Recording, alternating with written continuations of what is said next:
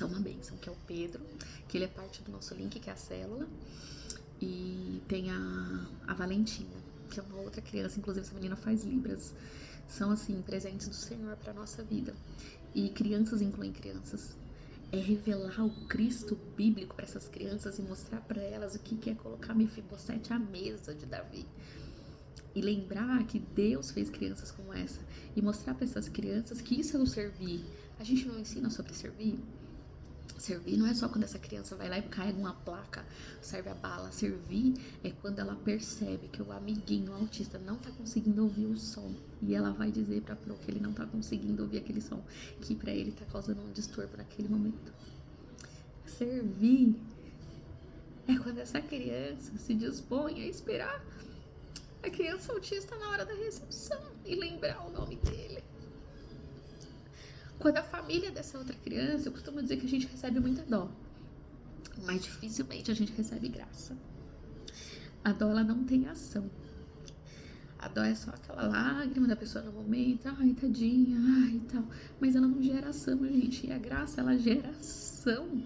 Quando ela é uma graça que provém do Senhor, quando você sente misericórdia pelo outro, você é compelido a agir. E Deus tem tratado muito isso comigo, sabe? Que se eu digo que me importo com algo e eu não me movo nessa direção, claramente eu não me importo. E o problema não é eu não me importar, o problema é eu mentir pra Deus dizendo que eu me importo. Ou eu mentir pra essa família, porque eu passei por muito tempo onde as pessoas fingiam se importar conosco. E isso é horrível, porque claramente a gente tá vendo que as pessoas não se importam, não existe uma ação pra isso. Eu tava recentemente falando sobre isso. Agora em abril, eu tava conversando com as minhas amigas, que eu tenho um grupo de amigas que a gente tá sempre orando junta. E esses dias a gente orou pela pauta geral, e a pauta geral foi as famílias atípicas. A gente tem uma grande taxa, querida, de mães que cometem suicídio e tiram a vida dos próprios filhos, porque não conseguem ver Jesus revelado. Participei de um evento que era para mães cristãs, e eu acho que a gente tinha 40 mães. E a maior parte daquelas mulheres, elas não só se identificavam como cristãs, mas como cristãs de outras coisas, sabe por quê? Porque o Cristo da igreja não era suficiente para elas, queridas. Faltava, sabe? Então só o Cristo da igreja não era suficiente para revelar amor. Por quê? Porque o corpo da igreja não revelava o amor de Cristo por elas, sabe? Não acolhia, não cuidava, não amava. Então elas precisavam de alguma coisa a mais. E aquilo até hoje tem deslacerado meu coração, sabe? E eu sempre falo que eu tenho vivido coisas totalmente desconexa da realidade. O que eu vivo não é a realidade, sabe? Não é mesmo.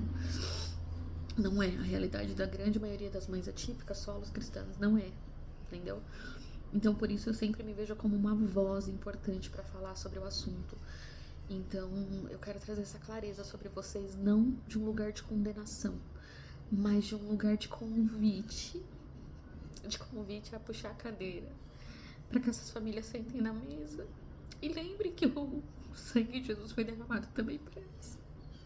E lembrem que o Deus que fez o pastor, que lidera a igreja, foi o Deus que fez o filho dela que tem crises.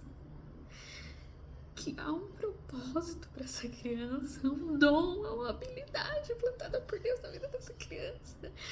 E ela vai florir, porque os planos do Senhor se cumprem, né? E ela vai florir, sabe? Essa criança vai florescer, não tem como, não é o que pare o plano do Senhor. E esse é o convite, amadas, para que a gente se disponha, sabe? E eu acho que a primeira coisa mais importante é ouvir essas famílias, porque a grande parte delas não vai falar sobre a sua situação com medo de ser rejeitada pela igreja. Então, fazer um censo de quantas famílias você tem atípica na igreja. Quais são as questões que essas famílias têm na igreja? Não é sobre fazer da igreja uma clínica terapêutica, mas é fazer da igreja o lugar que essa pessoa sabe que ela tá ali para servir, porque a minha filha serve a Jesus. Deus a fez assim. O único que recebe é o Senhor, que recebe toda adoração. Eu e você, nós trocamos. Eu sirvo e você serve. Sempre. Então, eles foram feitos para servir. E essa família também precisa encontrar função. Porque na cabeça deles, eles só servem para suportar os dias, para sobreviver a cada dia. E é muito penoso viver uma vida assim, gente. Eles precisam de dignidade devolvida, sabe?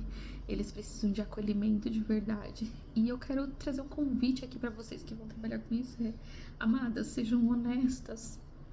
Se você hoje não consegue sentir essa misericórdia, não é empatia, porque eu acho que empatia é uma coisa, é uma misericórdia que provém do Senhor, ela precisa transpassar o teu espírito, sabe? Pra gerar uma ação. Então, se você não sente essa misericórdia, tá tudo bem, vamos trabalhar com a verdade. Ore ao Senhor para que Ele traga sobre você essa misericórdia. Ore ao Senhor para que Ele traga esse amor dele que vai te impelir a amar essa família, sabe? A cuidar dessa família, a respeitar. A gente precisa ser respeitada como parte do corpo. A gente precisa de... Eu sempre falo que eu sou uma oportunidade ambulante de você servir a Cristo.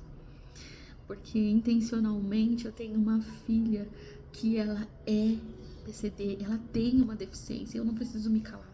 Eu não preciso fingir que ela não tem para falar que eu amo a Deus. Não é isso. Deus na Bíblia ele vai nos revelar inúmeras situações que não são sobre quem Deus é, né? Mas sobre questões que aconteceram. E isso não inutiliza, não inviabiliza, não diminui o poder, a santidade, a majestade do Senhor, jamais. Isso só é uma oportunidade dele se revelar, entende? E é a nossa família. Somos uma oportunidade de Deus se revelar. Eu sempre falo que, como cristã, meu trabalho é mostrar o gap. É a pessoa olhar pra minha vida, olhar para o que eu vivo e dizer como não, a conta não fecha, sabe? E aí a gente pode revelar o Cristo. É Ele que faz tudo isso funcionar.